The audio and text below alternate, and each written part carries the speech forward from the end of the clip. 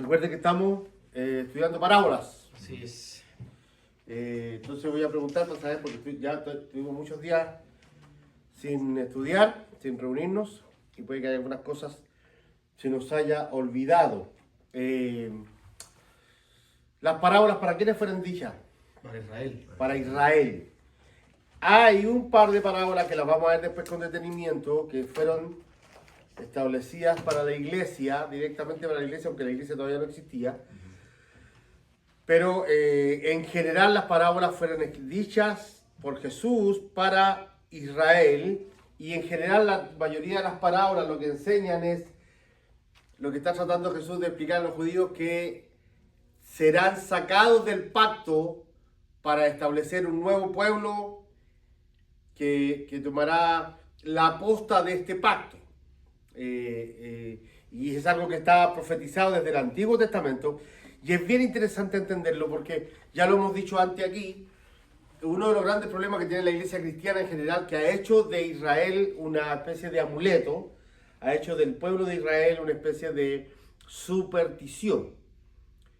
Entonces creemos que hemos llegado a creer que una relación muy personal con Israel, o orar por la paz de Israel, o enviar nuestras peticiones para que alguien ore en el muro de los lamentos, o parecernos a Israel en la forma de culto, las tradiciones, cambiar nuestra cultura, por ejemplo, empezar a comer lo que ellos comen y dejar de comer lo que ellos no comen.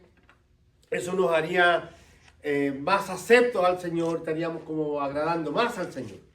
Cosa que es un tremendo error, porque volver a las prácticas del judaísmo es volver al antiguo pacto. Así es. Un pacto que está absolutamente caduco. Entonces por eso les voy a invitar a mirar en sus Biblias en Mateo. Por allá pues vamos a estar en el capítulo 21.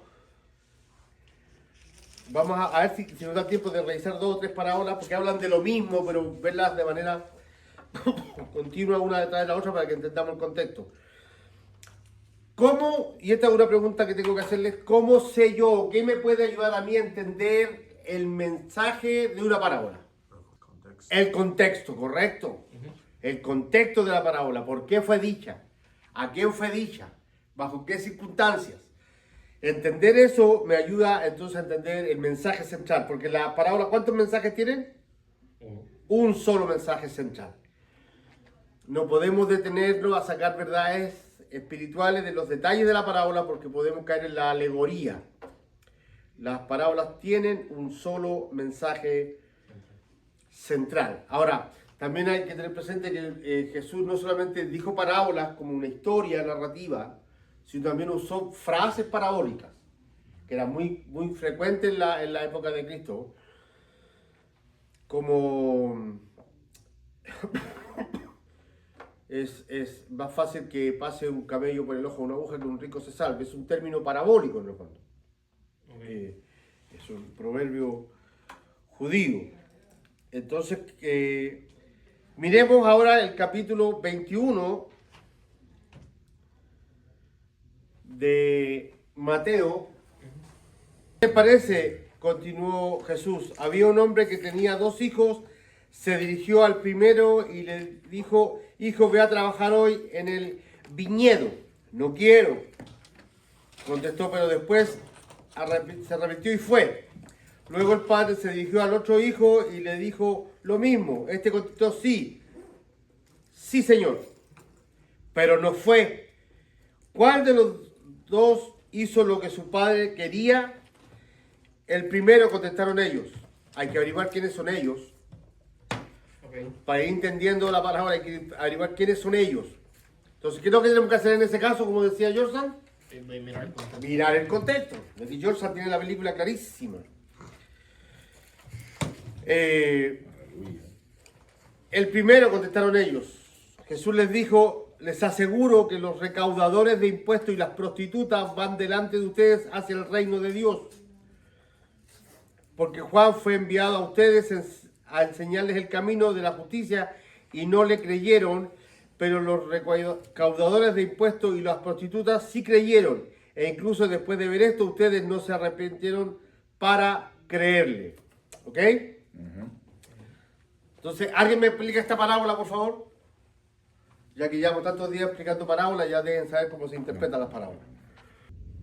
¿Qué tenemos en el contexto? Bueno, Jesús está hablando con sacerdotes y ancianos del pueblo. ¿Quiénes son los ancianos del pueblo? Especie de corte suprema en Israel que se llama el Sanedrín. Oh, el Sanedrín, ok. El Sanedrín está compuesto por una cantidad de gente y todos a esos se conoce como ancianos. Oh, Los ancianos del pueblo. Son las personas autorizadas a dirimir cuando alguien rompe la ley y es acusado para ver si realmente la acusación es correcta, es válida. Un juicio, es lo que hicieron con Jesús. ¿Se acuerdan cuando es arrestado? Es un juicio. Y lo mismo hicieron con el apóstol Pablo. con un político. Claro. Entonces, dice el verso 23 de Mateo 21, Jesús entró en el templo y mientras enseñaba, se le acercaron los jefes de los sacerdotes Los ancianos. y los ancianos del pueblo. ¿A qué grupo pertenecían los jefes de los sacerdotes? ¿Se acuerdan? Lo hemos mencionado antes. Es bueno que lo sepan. ¿Se acuerdan de los grupos sectarios que hay en Israel en el tiempo de Cristo? ¿Los pueden nombrar a los grupos sectarios? Los sectarios se conocen como fariseos y los otros son los saduceos. Hay más. Bueno, los libertos son de línea más política, más revolucionaria. Los libertos. Ahora, ¿quién me explica la diferencia fundamental entre fariseos y saduceos? ¿Quién la conoce? Es bueno saberlo porque vemos de repente a Jesús o a Pablo. La resurrección de los muertos. Es uno de los casos. Gracias, hermano. ¿Quiere que explíqueme bien eso? Desarrolle. Entiendo que los fariseos sí creían en la resurrección de los muertos, ¿Ya? pero los saduceos no me acuerdo muy bien completamente, pero sé que esa es la diferencia, una de las diferencias marcadas de las dos sectas. Ok, perfecto. Gracias, hermano Kevin. Los fariseos creen en el Espíritu Santo, creen en ángeles y creen en la resurrección de los muertos. Los saduceos no. ¿Qué se produjo aquí? Después del cautiverio babilónico, cuando vuelven a Israel, ellos son dominados, Israel es dominado por el imperio griego, ¿verdad? ¿Se acuerdan de eso? Como por 300 y tantos años los griegos tuvieron... Y los griegos tenían una forma muy distinta de imponerse sobre los pueblos paganos, los pueblos que ellos conquistaban. La mayoría de los países, cuando llegaban a un pueblo chico y lo conquistaban, se lo llevaban cautivo. Eso hizo Babilonia. Babilonia se llevó a los jóvenes, sobre todo, a las mujeres jóvenes, para multiplicarse, para sacarles provecho. Y dejaron a los ancianos en Israel y a los enfermos. Pero los griegos no hicieron eso. Alejandro Magno tenía otro criterio. Alejandro Magno no quiso conquistar al mundo a través de su cultura. Y entonces él dijo, vamos a helenizar al globo terráqueo. Donde nosotros lleguemos, en mi tablet que no aprendía. A donde nosotros lleguemos, dijo Alejandro Magno, vamos a imponer nuestra cultura. Usted sabe que los griegos tenían escuelas de filosofía y todo eso, ¿verdad? Bueno, entonces los saduceos se helenizaron. Adoptaron parte de la cultura griega. Eran como los más liberales. Estos eran más radicales. Los fariseos serían los conservadores. Por eso que la palabra fariseo significa separados. Estos son, inclusive, no tengo, en este momento se me escapan los nombres. Dentro de los fariseos también estaban divididos como en 3 grupos. Y había un grupo de ellos que eran los más radicales de los radicales, dentro de los fariseos. A ese pertenecía Pablo. Es como en la iglesia católica, que están los católicos, ¿verdad? Pero está el Opus Dei. Que el Opus Dei es muchacho. Son como los 100 de los católicos. La gran diferencia entre fariseos y saduceos es que los saduceos no creen en el Espíritu Santo, no creen en ángeles, ni creen en la resurrección de los muertos, porque los griegos no creían en eso. Entonces ellos tenían un sistema de gobierno religioso dentro de Israel que era muy relajado. Era como, por decirlo de alguna forma simple, era como vive y deja vivir. Oye, pero hay judíos que creen ahora que los árboles también pueden ser adorados. Déjalo. No peleemos con la gente. Lo único que les interesaba a los saduceos era mantenerse en el status quo social y político. Por eso que los saduceos tienen el control del templo. Dejen explicar esto porque también es interesante que lo sepan. A mí me parece que es interesante que lo sepan, a lo mejor ustedes no, pero a mí me parece interesante que lo sepan. Y como yo estoy haciendo la clase, yo se los enseño. Cuando los romanos se hacen cargo de Israel y cuando el imperio griego decae, ¿verdad? Con la muerte de Alejandro Magno, el imperio griego se empieza a desgranar. Se reparte el imperio entre 3 o 4 comandantes de confianza y se debilita el imperio. Entonces aparece el imperio romano y se los come. De ahí viene lo que se conoce como greco-romano. La cultura greco-romana, aunque se sincretizan la cultura de tantos años que han impuesto los griegos en el mundo con lo que vienen imponiendo los romanos. Que los romanos, aparte de tener la fuerza bélica, los romanos tienen una imponente fuerza política. Recuerden que los romanos en esa época ya eran república. Ay, no, si un día vamos a tener que hacer historia, muchachos. Claro. Sí, una clase de historia. Sí, los romanos ya eran república. Los romanos no son como Alejandro Magno, que era el emperador, y los demás todos de rodillas. Acá no, acá había un senado. Donde inclusive César tenía que someterse al senado y discutir con el senado algunas cosas. Se establecieron leyes. Entonces, los romanos son los creadores de la urbanización, por ejemplo. Grandes carreteras para que el ejército romano cruzara el mundo. Entonces, estas dos cosas se empiezan a mezclar y se conoce como cultura greco-romana.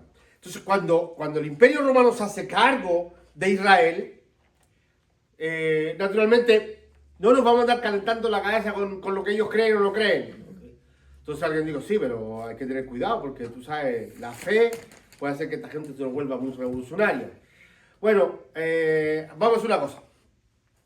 Vamos a tomar un judío de los de ellos, que esté dentro del nivel de la esfera política de Israel, y lo vamos a poner como subrey, un rey chiquito. Y ahí aparecen los Herodes. Okay. Los Herodes es un judío que reina Israel para César. Es un payaso.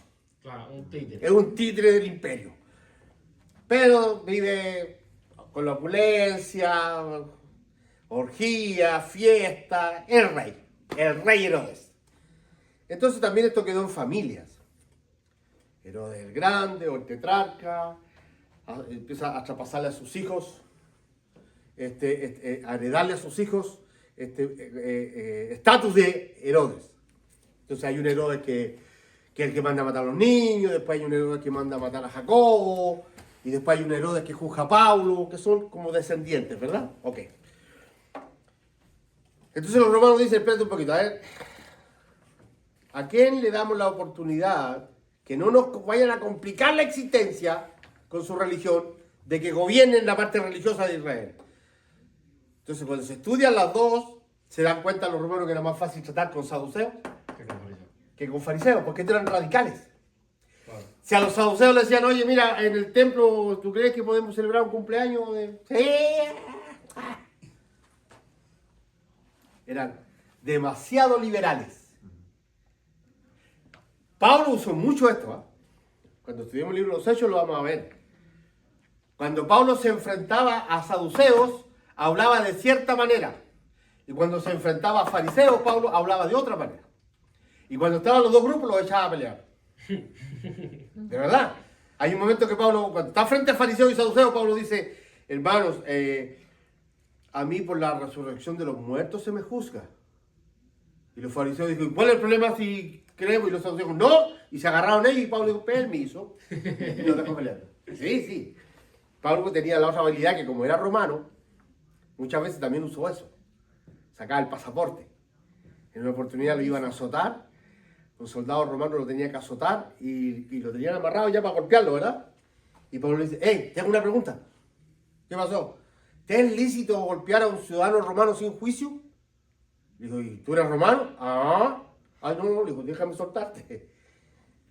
Pablo era estratega, usaba todos esos mecanismos. Bueno, volvamos al punto. Era inteligente. Por eso es que nosotros tenemos que saber todo este trasfondo, porque nos encontramos con esto en el texto y no sabemos por qué. El trasfondo histórico del pasaje son muy interesantes. Entonces ahora, los saduceos eran los encargados del sacerdocio en el templo, de la liturgia, del culto. ¿Ok? Y entonces son ellos los que vienen a enfrentarse a Jesús.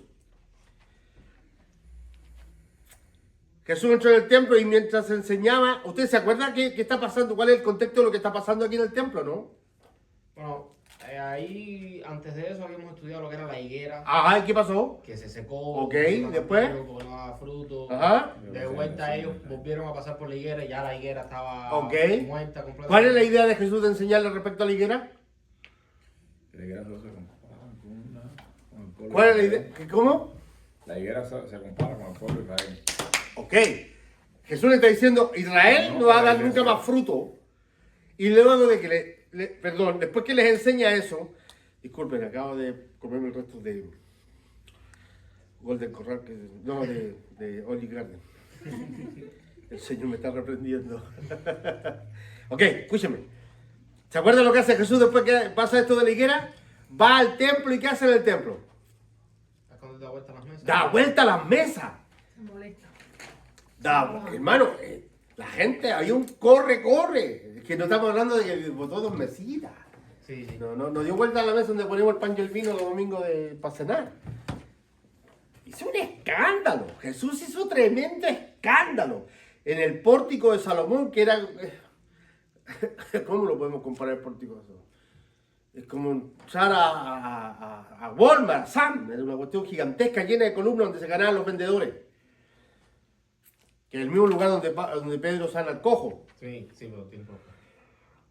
Entonces el escándalo fue mayúsculo. Y dentro de ese contexto, de ese escándalo, es que los saduceos y los ancianos del Sanedrín, Le empiezan a preguntar que quién era él.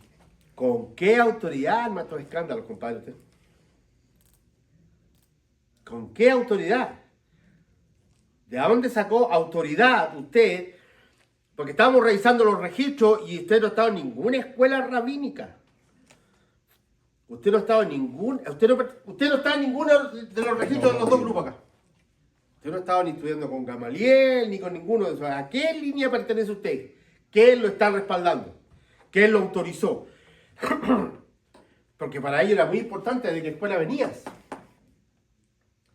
Los judíos son, por razones también que tienen que ver con teología, ¿no? Los judíos son muy apegados a la genealogía. Para los judíos es muy importante saber a qué tribu perteneces. ¿Cuál es tu historia como judío? Entonces, pastor pregunta, sabiendo esto, ¿por qué entonces el Señor Jesús no optó por entrar a ninguna de las escuelas? Bueno, no sabemos si no hay entrado a alguna de las escuelas. Hay rasgos bastante serios, Kevin, que no los podemos dar por hecho porque no tenemos contexto bíblico para Me darlo por habían hecho. dicho que creías que Jesús había salido de los fariseos. Que había estado que había sido introducido, porque lo más probable que su línea antepasada desde José, su padrastro, hayan pertenecido a esa línea, a esa escuela.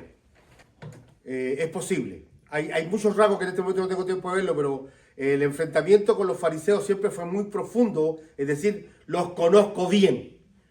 A usted, yo conozco a usted lo que cree y yo sé lo que ustedes piensan, los conozco bien. Pero no lo podemos afirmar. Sería una falta de respeto mía si yo afirmara que eso es así. Pero hay grandes teólogos y serios teólogos que se inclinan por la idea de que Jesús perteneció al fariseísmo.